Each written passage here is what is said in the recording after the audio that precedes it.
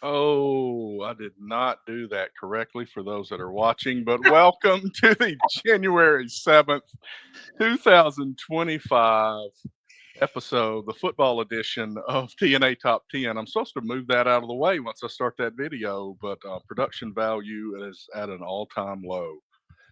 Maybe the producer needs to take over some of these things I act like I can do, huh? Anyway, welcome, Andrew. We are really narrowing the football season down.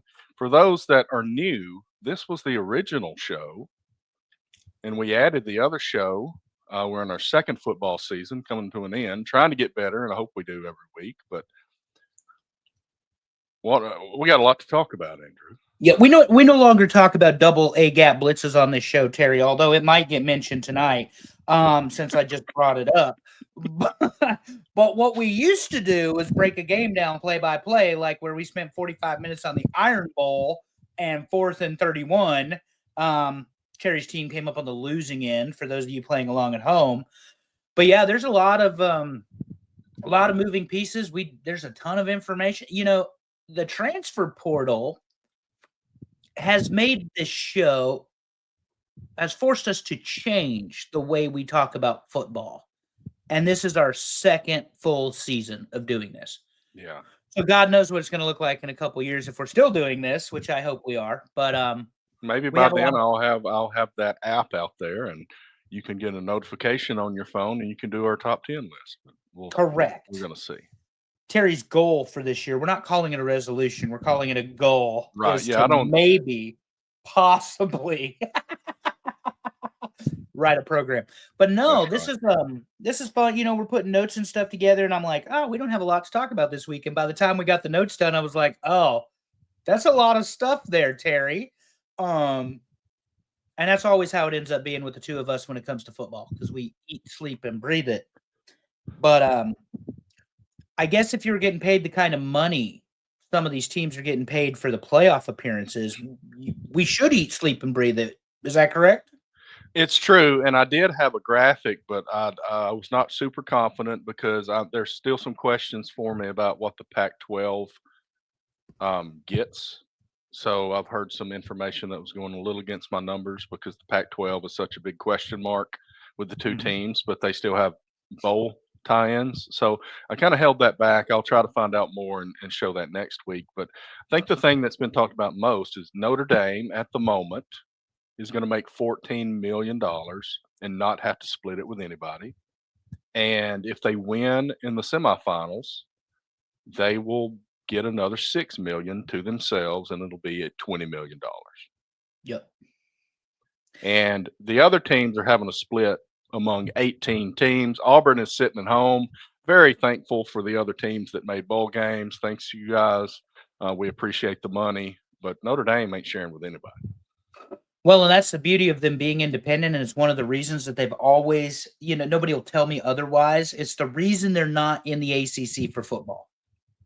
They're Right. in the ACC for virtually every other big time sport. They're not in the ACC for football. And the reason for that is they have their own network, they have their own television deal, they have this, to your point, Terry, Marcus Freeman, Al Golden, they've got their team playing pretty well. Yeah. They're in the semifinals of the college football playoff, and they're expected to make $20 million Right. post And season. even UConn, who's independent, made it to a bowl game. There are 3 bowl games that do not publicize the payouts to the teams, um, and UConn was in one of those. So I don't know exactly what they made, but they are also not sharing with anybody.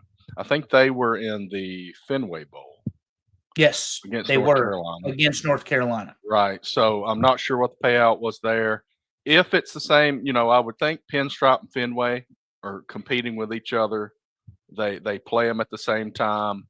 Yankee Stadium, Fenway Park. I would think that the payout should be close to that, but they don't publicize it.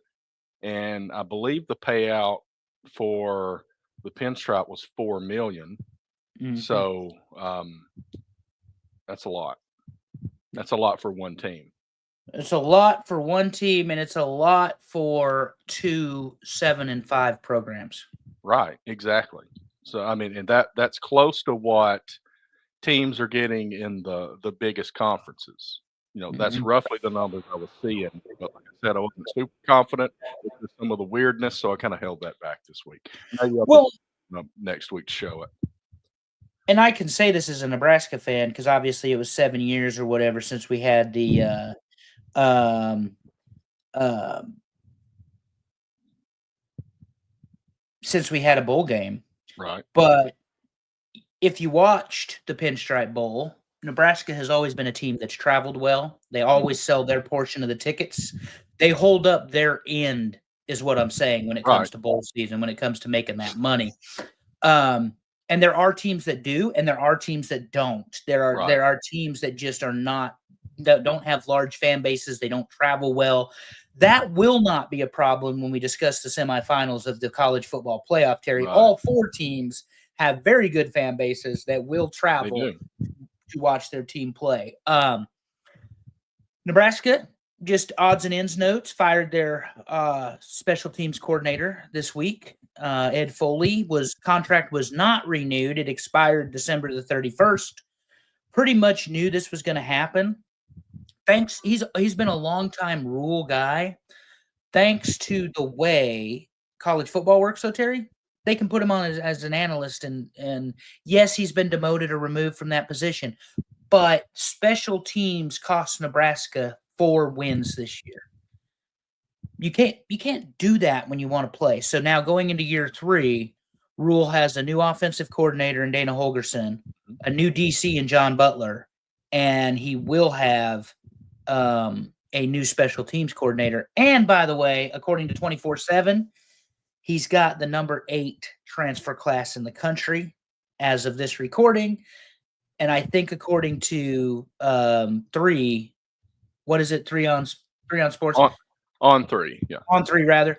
It's like number 14 or 12, or they've fallen out of the top 10, but they're very, very close. So at Okay. least Yeah, that's the these last. rankings, it's weird from like 24/7 to on 3 with some of these rankings because like you were Yeah, talking about, like Auburn on 3 is 6, yeah, and like on 24/7, I think they're quite a bit lower. So it's just weird seeing yeah. some of these Nebraska's rankings. number 8 on 24/7, but they're in the teens on 3. Mhm. So it's kind of the inverse of what you're talking about. But anyway, Right. Nebraska's got a lot of visits. They've got signed people. Here's the thing, though. They still have to get to 105.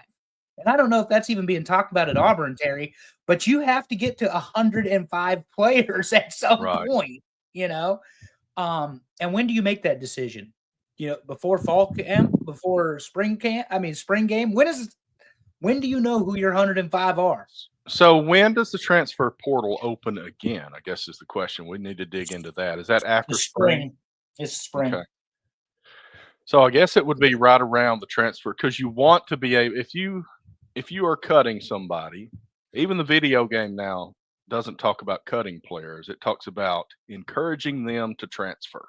So that's what you're really doing these days. You're not saying we've cut you. You're saying it might be in everybody's best interest if you look for another position somewhere else because there's plenty April out 16th through the 25th. there. Okay. 10 days.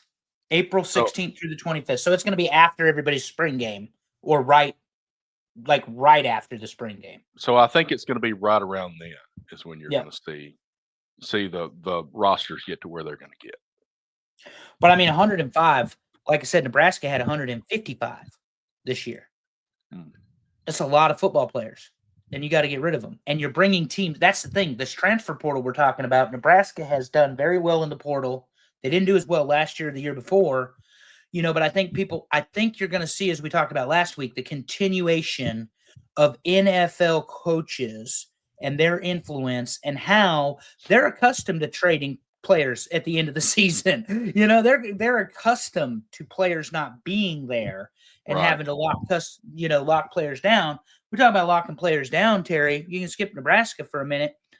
The Arizona State quarterback has just signed a $3 million NIL deal Right. to come back next year. Yeah, and there was a lot of talk about Scattaboo from the playoffs, but Sam Levitt played great too. I mean, he was a huge part of that offense in that game. Well, and the thing that should be reassuring for Arizona State fans, and I'm not one. I mean, I think they played great football this year, Right. but the coach is a young guy, 34 years old, out of Auburn, as Terry can tell you, a former assistant. He was there. Well, he was there in like 1 year, but long enough to drag Bo Nix to Oregon with him.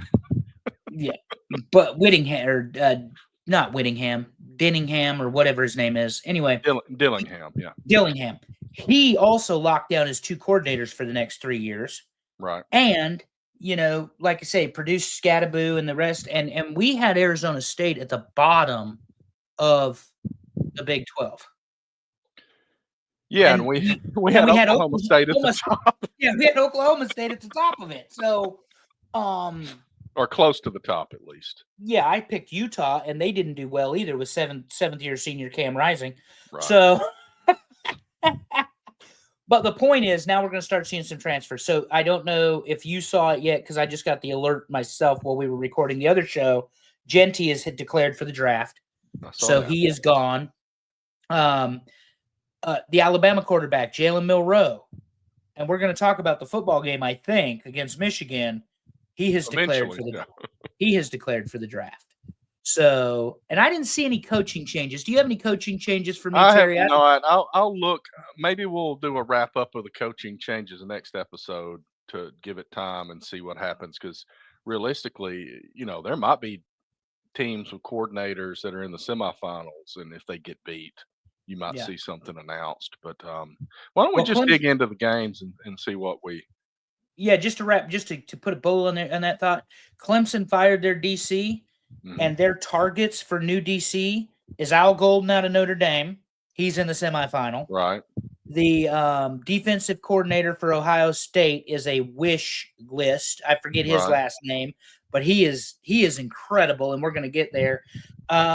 They talked about Texas's coordinator, and they've even gone to Penn State with the former Indiana coach Tom whatever his name is, I forget. Oh goodness, I know. Yeah, that is now the Penn State DC. I'm like, wait a minute, Dabo. Those four are in playoff semifinal games, and this is your wish list? What is wrong with you? But anyway, it doesn't matter. So yeah, we'll see more of that next week, I suppose, and the week after. But you mentioned Clemson, and we're talking transfer portal because up to this point, Clemson really just hasn't used it. But Dabo flipped a switch this year, and he started using the transfer portal. And this is a guy that won the conference, got to the playoffs, really without using the transfer portal. And there've been questions about Dabo whether he's got anything left, and I think he's answering those questions pretty well. And Clemson may dominate the ACC moving forward completely if they're sticking with the ACC. Haven't heard anything new about that recently. No, and his quarterback's coming back too, so they'll have the benefit of having a very well experienced play caller. The last time that happened, some guy named Trevor Lawrence helped them win national championship. So, but right now we are in the quarterfinals, or we just had the quarterfinals, and let's run through it.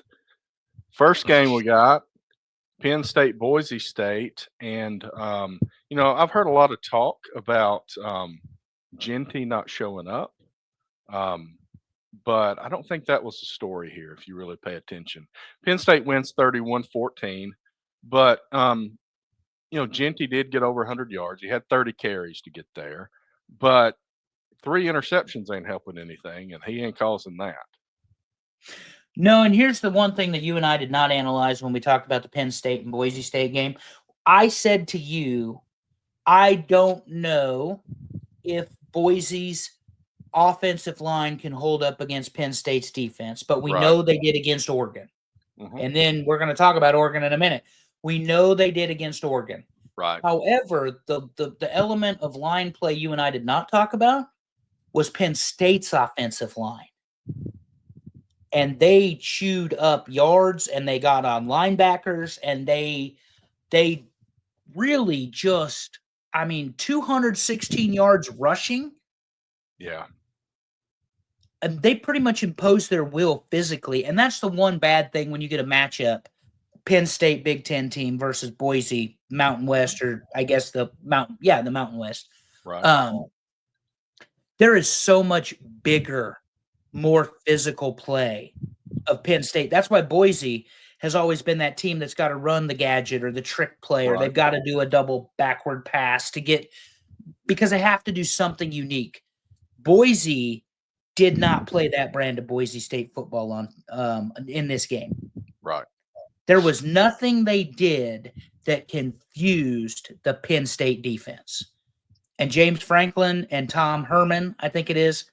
No, it's not Herman. It's whatever. The guy, the defensive coordinator. Tom Allen, that's who it is. They were ready for everything, including Genty.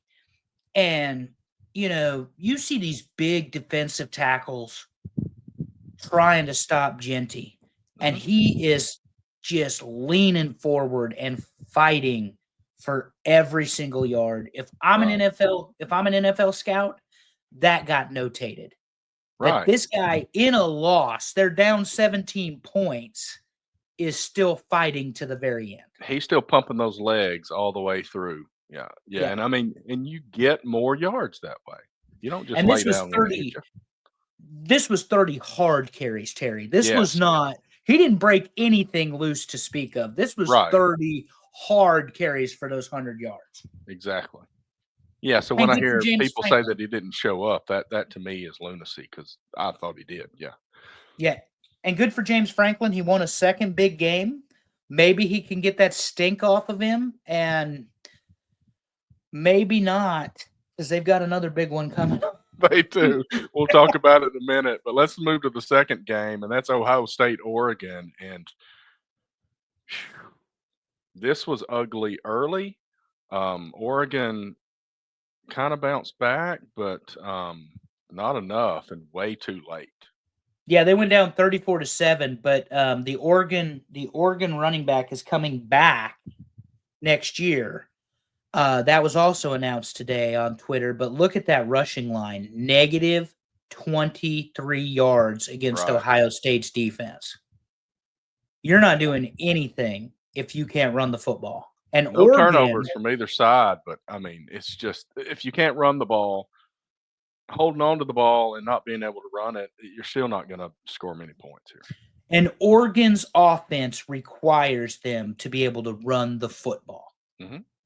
When they went down 34-7, the game was over, because they can't just, or 34-8, I guess it was. They can't just drop back and pass. That is not Oregon football. Right. They want to spread you out. They want to run outside. They want to run inside. They want to counter. They want to trap. They were unable to execute their offense. But if you look at possession, even, third down, percentage-wise, barely even, but the yards, 500 total yards by Ohio State's offense. This is the Ohio State that I expected when we previewed the season. Right, and they've had all this talent the whole year, and really, I don't think they had a single game that came close to their playoff games, because they have really shown up both playoff games. I don't think they had a single game all year where they played to that level. No, and even the Michigan game, which everybody calls the game, it's the biggest deal, blah, blah, blah. They didn't show up for that. No. Not to get beat 13-10 at home. So Ohio State is going to be a hard out for Texas, and we'll get there when we preview it. Let's move along to game number 3, and that is Texas, Arizona State. Pretty well debated. Double overtime, Texas wins 38-31. Arizona State whipped them in yardage, but and ball control. Yeah. Possession. But Texas had those explosive plays in the first half. They went up 14-3, and they just I want to say Texas let up off the gas, Terry, personally. Because it looked like this one was going to be a blowout. But Arizona State kept coming and clawing back and clawing back. They got a safety. They got the block. I guess it was the block. No, it was a safety.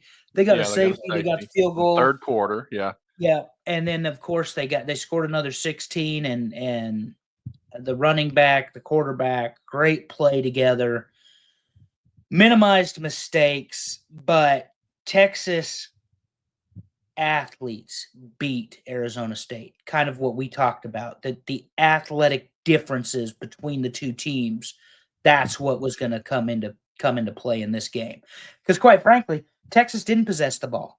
They didn't run the ball well. They Right. didn't, do those things that you expect a Texas football team to do.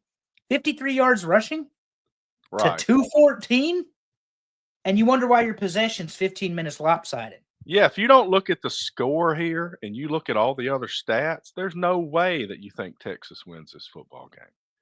They didn't have Mm-mm. more turnovers. Mm-mm. They had a lot. They had 4 more penalties. Yep.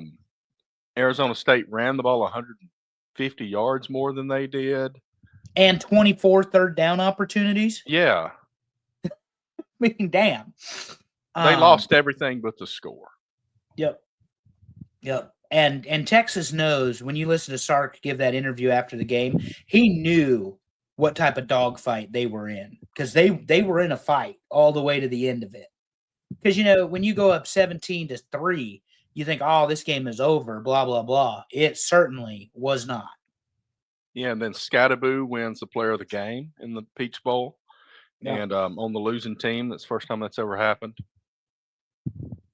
Very impressive running back. He's going to make a very good NFL player, I think. He is. I saw where somebody was at, I can't remember, called him Scatter Boy.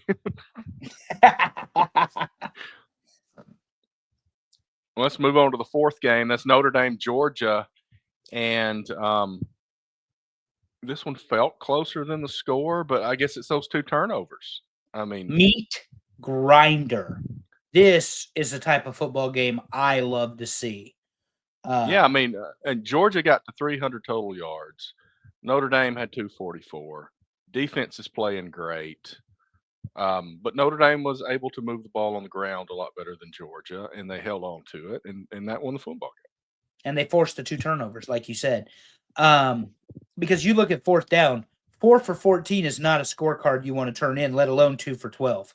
Right. I mean, but Al Golden's defense for Notre Dame was playing lights out. Now, let's qualify this. Carson Beck, longtime football player who's now declared for the draft as well. He's out with the shoulder, the elbow surgery, whatever. Right. He's not in the game. That makes a difference, and there's no way it doesn't make a difference. Georgia's defense kept the game close enough to win, but you got to have offensive output show up, and they just didn't have any at Georgia's football. Right. And Al Golden, the DC for Notre Dame, along with Marcus Freeman, the head coach, they had a game plan, and that game plan, take the running game away from Georgia, make the quarterback throw the ball, and he threw the ball. 234 yards, Terry. He threw the ball. But when did you ever see a Georgia football team turn in less than a 100-yard game? Well, I mean, exactly. But honestly, the way this played out, I don't think Carson Beck being there would have, the way he's played this year, would have necessarily made a difference here. I don't think that was the biggest difference. I just don't think they were going to, because that Notre Dame defense is great. Yeah, and we called it the day we previewed this, that this could have been the game of the whole playoff. Right. Because you had such evenly matched teams, physical defenses. They're going to go out there and knock your damn head off. Both of these teams, and they're fast and they stunt and they move and they twist and they blitz. And Al Golden called the game of his life as the DC for Notre Dame. I mean, called the game of his life. And Notre Dame's in the semifinals because of it. I mean, look, they played sloppy. They had 75 yards worth of penalties, 10 penalties. Right. And there towards the end of the fourth quarter, it was looking like Georgia was going to try. They went for it on fourth down, and they missed twice. So, but that does not change the fact that Georgia is Georgia and that Kirby Smart is Kirby Smart. Right. I personally think Kirby Smart's the best football coach in college football. That's an opinion. Doesn't make it a fact. But when you look at what he did after Rick left Georgia and the way that he's won championships at Georgia and won a lot of football games in the SEC. A lot of football games. What has he lost 3 games in 5 years, Terry, or 4 years in regular conference play? Right. I mean, it's not much. insane. And it was just Alabama for a while. Yeah, it's crazy what the man has done. So Georgia will be back. Nobody worry about that. But the Notre Dame football team is on a roll. And by the way, no Brian Kelly is an improvement in South Bend, Indiana, as far as I'm concerned. Well, I think Marcus Freeman obviously is young. He's intelligent. He's learning on the fly. He's been in big games and made mistakes. He's cleaned that up. He keeps getting better, and this is a solid team he's put together. And I think they're just going to get better as he moves forward. Well, and for all the talk about the weak conference schedule or non-conference schedule, they don't have a conference, but their weak schedule, the season schedule this year, Terry, they took down A&M right at College Station. They took down Georgia, and they took down Indiana. Mm-hmm. This is a good football team. It is. This is a good football team, and we'll find out just how good they are against Penn State. All right, let's look now at the current situation. We've got first game Orange Bowl. It's going to be Notre Dame and Penn State, and then the Cotton Bowl. The other semifinal is going to be Ohio State and Texas. Yep. And that's coming up. What are the dates on these? Thursday and Friday? Thursday and Friday of this week, yeah. Okay. I don't remember which one's first, but yeah, we were trying to figure out when we're going to record, and it's like we had Raw last night. We wanted to make sure we could talk about that. So we didn't record last night, and we thought, can we record Tuesday? We got soccer practice Wednesday, and we said maybe we can record Thursday. And I was like, oh crap, never mind, the semifinals Thursday. So one of those is it might be the Notre Dame Penn State first. Notre Dame Penn State 7:30 on ESPN Thursday, and Friday Ohio State Texas 7:30 on ESPN. All right, well let's take a look at both of these. Notre Dame Penn State, as we talked about, solid defenses. 2 solid defenses again going up against each other, and these are not teams that are turning the ball over a lot. Notre Dame's getting turnovers on defense, and that's really helping out. Did it against Georgia. Maybe that's going to be the difference again. But 2 solid teams that hold on to the ball. They know how to run the ball. They play good defense, and it's going to be another really good game in the trenches. To me, it looks like these guys are mirror images of each other. Mm-hmm. One thing offensively I would give Penn State the advantage on, Terry, is the tight end play. They've got really good big receivers at Penn State. They've got a tight end who should go first round in the draft. But Notre Dame is hot right now. Right. Sometimes that momentum, and I'm going to say the same thing when we talk about Ohio State, sometimes that momentum is enough to give you just that extra.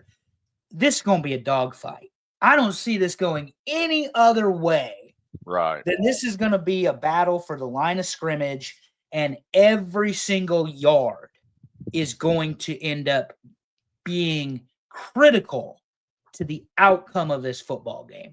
Every single yard. And what's our line here? Penn State by 1.5, or no? Notre Dame by 1.5. Okay. Yeah, believe it or not, Notre Dame is a 1.5 point favorite. Now, the Orange Bowl is in Miami, I believe. Right. So there's no advantage for Notre Dame or Penn State in the state of Miami or in the state of Florida. Right. So anyway, I don't know if we're well, let's go ahead and pick it. Right. Okay.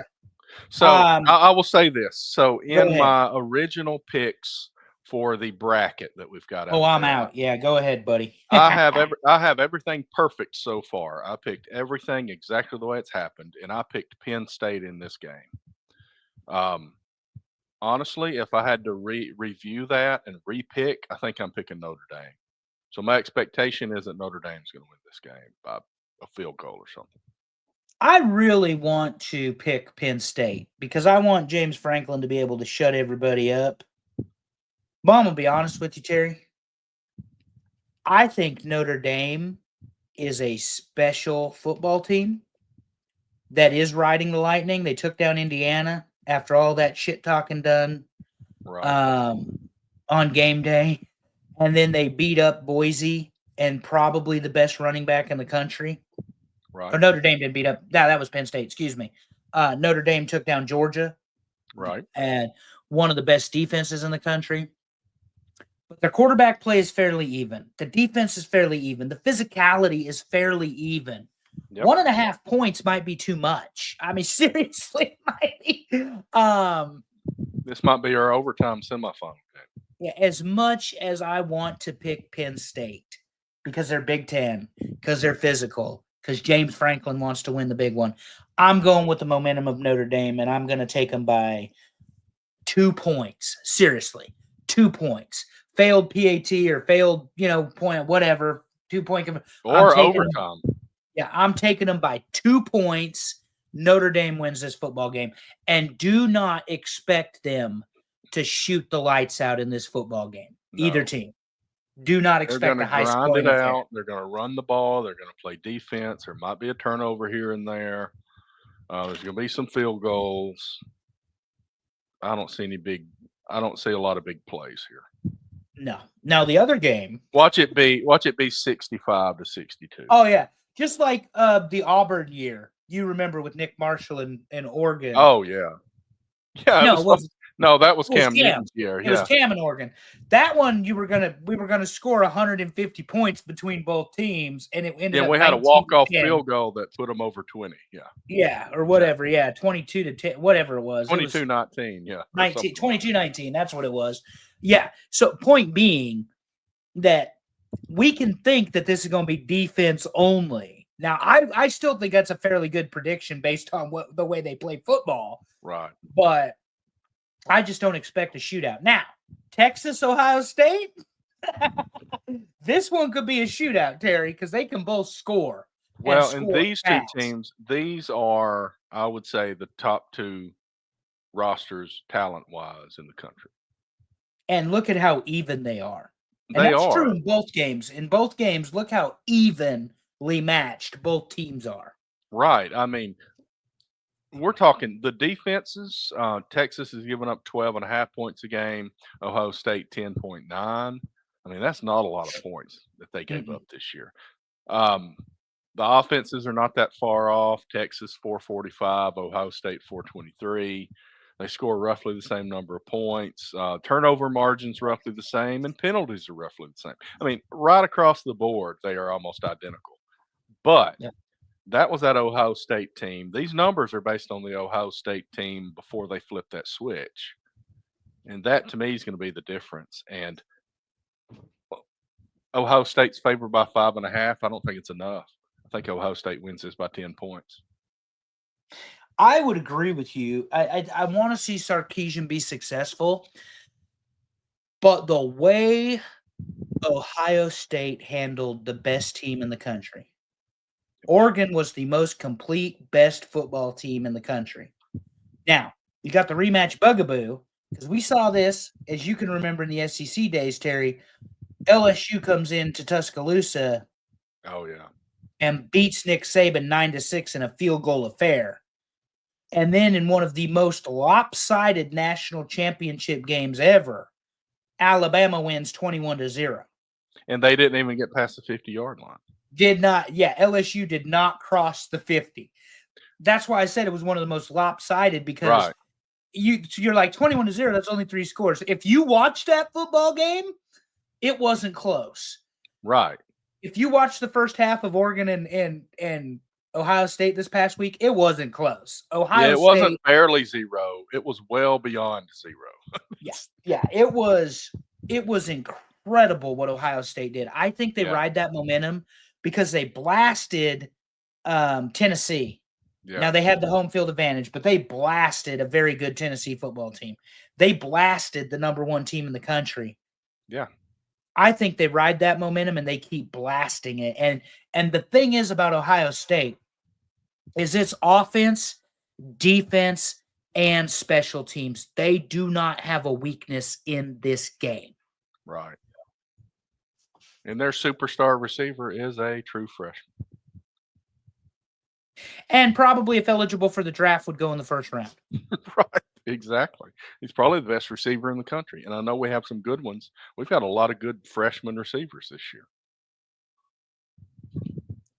Yeah, well, hell, the 17-year-old from Alabama, Ryan Williams. Ryan Williams. And then like Cam Coleman started coming on at the end for Auburn. They were through to him more. And it might, the thing there with him was it's like, are they throwing to him more so he doesn't leave? Because they're 5-7, but they kept. Well, and that's the one thing about it too, and you and I both know it, is that you've got to get enough production and enough wins to keep these people that you spend all this money and time recruiting and signing. Well, like I said in the other show, they impressed somebody because Andy Staples has them way too early, number 10 for next year, and I think even as an Auburn fan, I think that's a chaotic pick. I don't have that much confidence, but that's a preseason show for next year. We need to shut her down on that logic, but well, this is what I'm going to be very interested in, because we're going to talk about this matchup real quick. Jeremiah Smith, wide receiver for Ohio State. Does Isaiah Bond for Texas be the cover man, transfer in from Alabama? That would be a very intriguing matchup, player on player, if you put Isaiah Bond on Jeremiah Smith. But anyway, I've already turned the page accidentally. That was a slip of the finger there. Sorry. 27-16, Terry, in the Capital One Bowl Mania. I was rolling and then ran into a bad run of luck. I picked Alabama in this Michigan-Alabama game. Terry, did you know Alabama did not show up to play? Were you aware of that fact? I've heard. I had a Facebook timeline that had quite a few comments about that. Being down here, I've got a lot of friends from high school that had comments, and some of them were talking about Auburn as they were getting beat by Michigan, and I had to remind them, there's no reason to talk about us, buddy. Think about your football game. But that's how that goes sometimes. Jalen Milroe, much like Carson Beck, has been somebody that we thought would have been like a Heisman candidate front runner because of his age, his experience, veteran quarterbacks. Buddy, their seasons blew up. Jalen Milroe did not look good the last few games of the season. He certainly did not look good in this game. But Alabama was supposed to be the real team in, not, SMU or Clemson or whoever, make the argument. Michigan put it on them. Michigan took care of business in this reliable. And that's the thing about Michigan. And we've talked about these teams that are grinders, that play defense. They hold on to the ball. They run the football. And that's what Michigan is. And they won games last year like that, where they just didn't throw the ball. And that's kind of what they are this year. And it didn't win a ton of games for them, but it won enough, and it beat Ohio State and it beat Alabama. And, that's a good building block for Michigan for next season. I mean, genuinely, Yeah. You knocked off Alabama in the bowl game. You knocked off Ohio State, who, let's face it, could win a national champion. And you just put that on your resume. Well, we beat the national championship football team. Right. And then the next game, we got Louisville wins 1 point against in the Tony the Tiger Sun Bowl, 35-34 against Washington. And Louisville is one of those teams that I don't ever know what to pick, because they can show up and be good or they can be trash. But they showed up for the bowl game and won it. If there was an award for most inconsistent football team, so here's the funny thing. I picked Louisville or Washington on this show. I picked Louisville in my bowl pick'em. Right. So and I did the bowl pick'em before I did the show. But Louisville this year under Jeff Fromm has been so up and down that it got to the point during the season where I wouldn't even pick them. It was like Washington last year, where we would pick against Washington and they would win, and they would win, and they would win. I don't know. Louisville's gotten a couple of big transfers in the portal already, and he loves 5+ year seniors as quarterbacks. So that one was fun, but it was not nearly as much fun as the Gamecocks and the Illini, Terry. and the incident between the two head coaches during the Oh yeah, game. so the Citrus Bowl. So and I guess I got to think back at all the details. So Illinois wins this 21-17.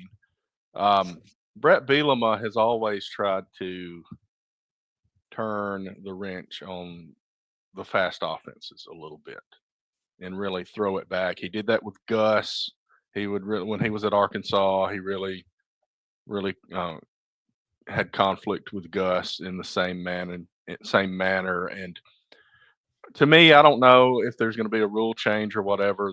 They've changed rules in the area of substitutions because of the fast offenses. They said it's not fair to the defense for you to substitute right at the last minute.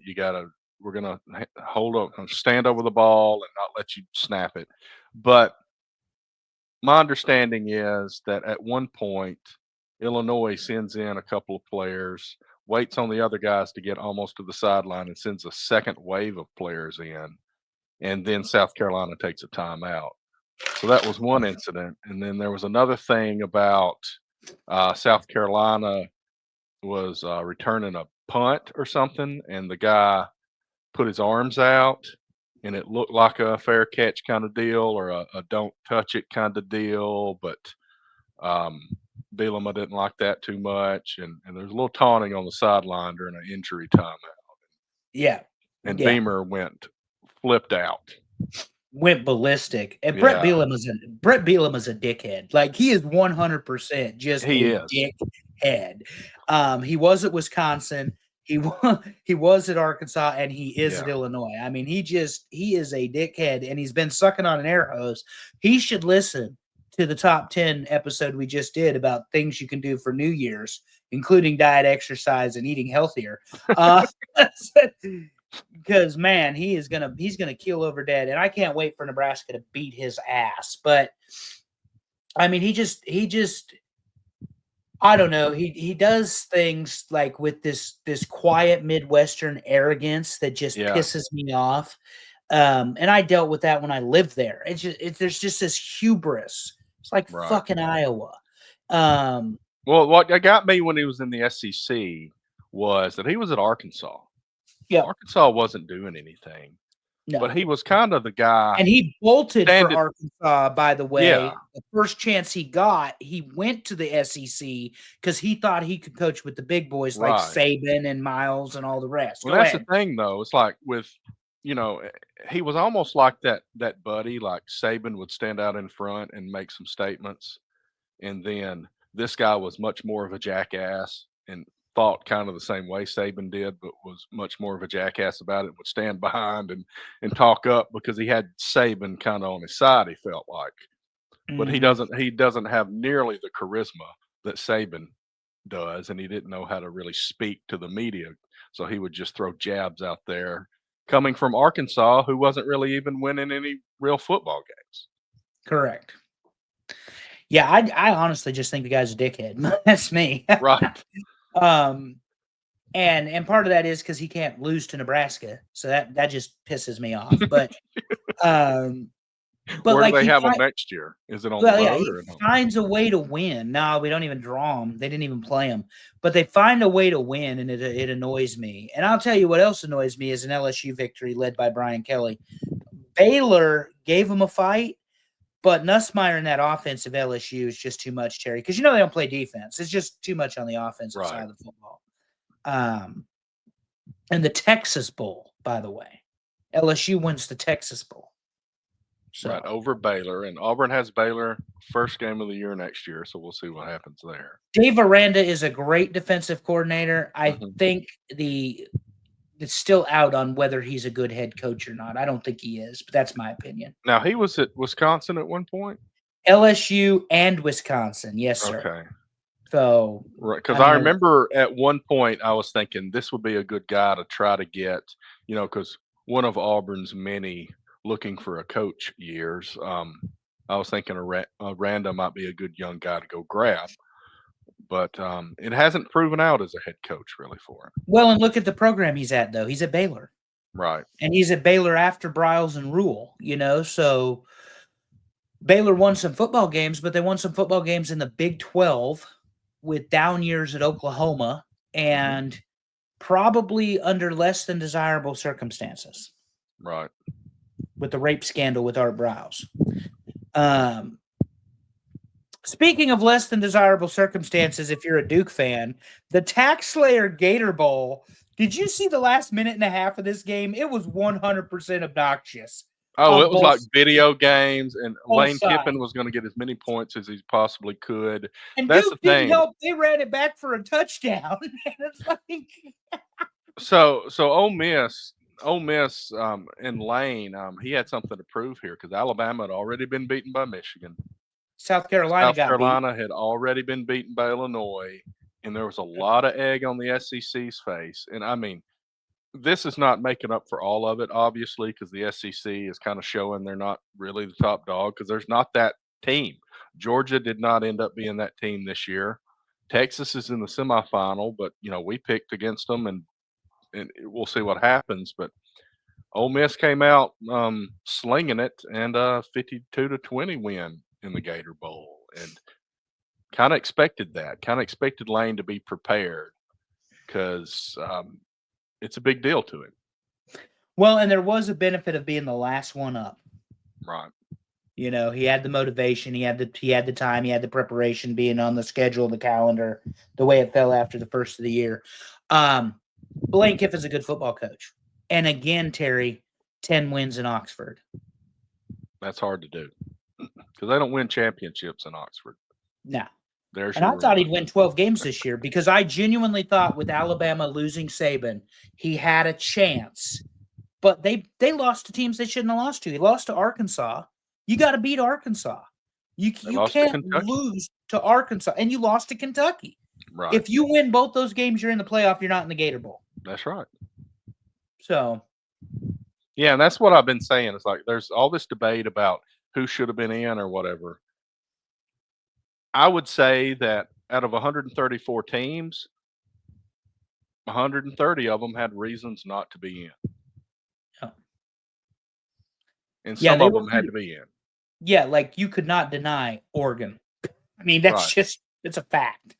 But then they got taken to school too. So Right.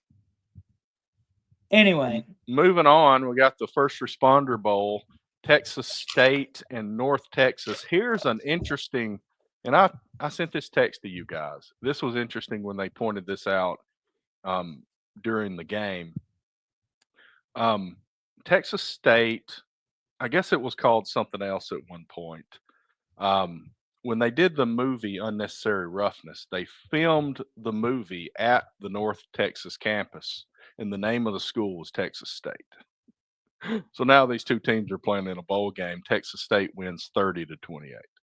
yeah. And I mean, it was a good football game for what it Mhm. was, but Right. it's not prime time must see broadcast. Yeah, you know what I mean. Well, I It's mean, it's not two teams that you're never going to see in the playoff. I mean, correct. reality. I mean, even though we have these tie-ins, we got 134 teams. A big chunk of them are never going to sniff the playoff. But this Yep. was a good football game. You didn't really know much about them coming in. The commentators knew that, and they tried to inform you a little bit about the schools. But that's part of what bowl season's about. Give me two teams I haven't seen all year. Tell me about their quarterback and what he's done this year, and let me watch them sling it around. 30 to Yeah. 28 victory for Texas State. And that is like I said, that is probably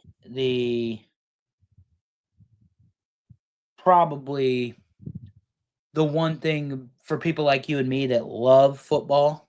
Hmm. We don't mind the bowl games. There are a lot of people that want to see 5 to 7 bowl games like it used to be back in the 80s. Yeah, because then they meant something, you know? Right. I mean, if you made the Sugar Bowl, the Cotton Bowl, the Orange Bowl, the Fiesta Bowl, the Rose Bowl, it meant something. And I said 7. There might have been 10.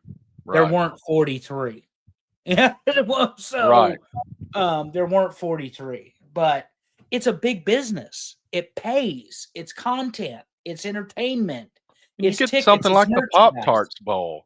And I love the Pop Tarts Bowl because they don't even pretend. They know No. that I mean, there's some pretty good teams in the Pop Tarts Bowl, but they are having fun. Yeah, and it's all and only goofy. playing half the football game and ruining my poll pick. Tell you who didn't only play half the football game, Minnesota, with a 24-10 victory over Virginia Tech I in the hate Duke's PJ Mayo Fleck. Bowl. He is such a douche, but he did take the mayonnaise over the head. That I part I thought, can do without that. I'll take the Pop-Tart in the fake toaster all day over watching some guy get mayonnaise poured on him. oh god, it was so gross. Like and of course because he's such a self-serving individual, had to make it about him. And I'm just like, get the hell out of here. Hopefully, Virginia Tech has a better season next year. It was fun to see them be real competitive. They should have had the win over Miami. No one will ever convince me otherwise. But yeah, another Big Ten win. Big Ten did better in the bowl season than the SEC if you were keeping the score. Yeah. And the ACC did not do well at all. So, and let's not talk about the Pac-12, Terry. Well, they were what 0-1 probably, something like that. Of the two teams that are in The the one team conference. didn't make it. Washington But State I hear lost. they made a lot of money though because they Yeah, still have bowl tie-ins. probably. What about the Bulls of whatever New York Buffalo. team? Buffalo, thank Buffalo you. Bulls, they beat Liberty, the Flames 26-7. And Liberty's one of those teams that's good in a bad conference, you know. Yeah, I And picked Liberty because they yeah, always have talent, but they did not show up against the Buffalo. and that's the Bahamas Bowl. And last year the Bahamas Bowl I think was not even played in the Bahamas. There was that 1 year absence or whatever, and they lost their Yeah, sponsor, and they got a sponsor this year. It's a travel agency or something. I can't remember exactly what it is, kind of like a mortgage company. It's real but goofy. it kind of so whatever they figured it out this year, and Buffalo beat Liberty 26-7, and they've got that weird slot that's the last non-playoff bowl game that they just kind of shove in there. But we just want more football, and we're going to watch it. I don't care if it is Buffalo and Liberty. I'll Yeah, it watch doesn't it. bother me. So that's all the Doesn't bother bowls me. for this year, and all we have left is 3 games. But 3 good games, 3 good regardless. There's going to be 3 really good football games. and 3 games left, and so far I am perfect in my college football Yeah, playoff you're the only bracket. one even with a chance because so many of us picked Oregon, and that is Yes, bracket busted. I think there's only one person in this thing that can beat me. If I lose both of these, and they win the whole thing. They beat me, but I think other than that, I've wrapped it up. Yeah. Yeah. Well, I picked Oregon because Oregon has, I mean, why wouldn't you pick Oregon? You know? Right? Um, Yeah. I particular, mean, particularly when Ohio State lost to Michigan 13-10 in Columbus. yeah, and it looked like. I mean, the expectation has to be that Oregon and Ohio State are going to have a close game at least. Like I Yep. expected Ohio State to beat them by a touchdown or a field goal, not to just trash them like they did. Yep. And that's one of the things about Ohio State historically is that they are so dangerous when they get hot. This reminds me of the run they had in 14 when they won the very first college football playoff Right. because they had JT Barrett, Braxton Miller, and Cardell Jones as their 3 quarterbacks, and they had to use all 3. And when Cardell got to the playoff, he was lights out as the number 3 quarterback in the country or in the Right. team on the team. This is the 3rd string guy that won you a national championship. Now, they had Zeke Elliott. They had good defense. Don't get me wrong. It wasn't just Cardell Jones. But you put the ball in the hands of the 3rd string quarterback in the national championship game, and you won the football game. That's why Ohio State's level of talent is obscene. I mean, it's ridiculous how good they are. It is, and they're playing to that level now. And like we keep saying, I mean, they did they did have to not get in do the that all playoffs to all year. of a sudden show up and be Ohio State that we've expected? I I mean, guess so, but I mean, with this format, if maybe that's the key. Just get there and then turn it on. well, your record is irrelevant when the playoff starts. Right. They're going to find that out this week with the NFL. Mahomes and company's 15-2. and they don't have to play till next week. But there are several AFC teams that could take the Chiefs down. So, and one of them that beat them heads up is in the playoff in Buffalo. So, anyway, that's pro football, Terry. They're firing everybody in pro football, all the coaches. That's They right. fired the Raiders coach. They fired the New England coach. It's crazy how these great teams get beat by these mediocre teams the last week of the season, huh? Yeah, I know there's people that get upset about it, but here's my deal. If I'm already in the playoffs, I'm not playing my guy I so don't that want he to can injure my roll an quarterback. ankle, Yeah. so he can trip and fall and tear his knee out or something. No, we're not doing that. Especially when they keep adding games to the season. That's the other thing. Tennessee lost to Florida tonight in hoops, buddy. Oh, wow. Number one team in the country got taken at down Florida? by the Gators. Yeah. Yeah, Auburn's got Texas Auburn's at Texas tonight. Auburn is up 39-27 at half. Okay. Oh, Pearl's got him playing. Bruce. Oh, Brucey. He does. He get them. They might Terry get says, fights on. Yeah, they might get in fights on the plane on the way there and turn around and go back. But they'll show up. We can't win a national championship in football without Cam Newton. We're going to go ahead and be basketball fans now. Hey, we were this close with Nick Marshall, so there's promise. Yeah, the formula hasn't changed. Big athletic quarterback, offensive-minded head coach that loves the jet sweep. That's right. And then all of a sudden you got Hugh Freeze there. What are we going to tell Hugh next year, Terry? Run the damn ball. Well, I got to tell you, Andy Staples is a believer. That's what we saw. He's got him at number 10 and is way, way too early. And I just don't see. I told you that's clearly wrong because Nebraska's not in it. So and Alabama was not in it either. If we're going to be lunatics about this, Nebraska needs to make an appearance in the top 10. That makes me nervous. Anytime that Auburn starts high in any kind of ranking, it makes me nervous. Auburn's best seasons, they start around number 20. I'd rather do what Saban did back in 08. He started at number 24, ran it all the way to 1. They lost to Florida in the SEC title game, of course, by getting T-bowed. But when your expectation, and Nebraska had more weeks at number 1 than any team in history, and you can fact check it. But how many national championships did they walk away with? And they were ranked number 1 for a very long time. Right. They didn't win. They didn't win those Tom Osborne lost as many national championships as he won as a head coach at the University of Nebraska. But he did it with style and he did it with class because real men go for 2, as we've talked about. So anyway. Well, they're forcing you to go for 2 these days. Oh my God, yeah. Like he would be somebody like Osborne, because he was one of the real first guys that was a play caller. Like he was the head coach, but he was the play caller. And he had this way of seeing 3 and 4 plays ahead of the defense, that he was opposed. He would be a guy that you would not want to do the one play overtime with. Because he'd draw the damn thing right up on the sideline and they would execute it. And it would be silly. You got to have several of those ready to go. Well, he's like that. He's like Gus Malzahn that way, in that you've got that vision. Did he have the cards on the side? I'm just kidding. No, he would just call and they would signal it. But he just called the play and they would signal it. But Osborne often was 3 or 4 plays, and anybody that ever coached against him will tell you he was often 3 or 4 plays ahead of your defense. Yeah. Like he just had that vision as a play caller, which is why he was one of the best they ever had as the head coach or the assistant head coach when he was the offensive coordinator for Devaney. Nebraska won national championships, Terry, when they moved him to that position. So, anyway. So what we have coming up, so we are through the quarterfinals. We're done with all of the bowl games. We got 3 games left on the docket.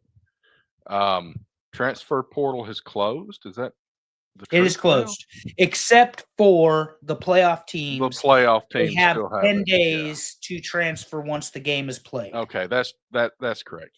I was thinking there was some team specific parts to that. So there'll be some things to talk about there. Might be some coaches moving around. So I'm trying to think of what next week's show is going to look like. And we'll get to dig in a little bit on the semifinals and on the final game, the national championship game. And we'll talk about coaches, we'll talk about recruiting, and we'll just talk about whatever there is. Yeah, because we are on slate for the 9th and the 10th. And then the national championship game, it's another 10 days. That's one thing we can dig into next week. They have had a lot of time between these games to prepare for Right. whatever opponent. And I think there's some things you and I can dive into on how prepared somebody was on that particular thing. It's true. Well, it's been a good show, sir. I think we got through a lot. It's winding down. Not like that marathon from last week where we had like 27 games to talk about. That was ridiculous. That was hilarious. Next. Right. What else we got? Who is that team? Who I've was never that heard guy? of them. Yeah. So What bowl game? there was no undefeated team in FBS. There's no undefeated teams left in FBS, FCS, or anywhere because all the undefeated teams got beat. Well, and we don't cover it, but the Division 3, I think it is, maybe they're Division 2, North Dakota State University wins their 10th national championship. Right. That is a dynasty. It is. Yeah, North Dakota State is incredible. Home of Carson Wentz, for those of you playing along at home. So, anyway, Terry, let's wrap it up and head out Let's for wrap it up. Thanks everybody for no voting for football right now because we're already wrapping it up toward the end of the season. Thanks for hanging in there this year with us as we went through another season. Thanks for hanging in there watching tonight or anybody listening and all the support. Find us on social media, Facebook, Twitter. We are out there. I'm not going to call it X. It's Twitter to me, damn it. It's still Twitter to me, damn it. Always will be. But that's about it. Thank you, Andrew. Thank you, Allison. Allison's long gone, left the studio. She's in the bed. Thanks, everybody that commented and all of that. And my final statement, as always, be a champ this week in all that you do. See you next time, everybody.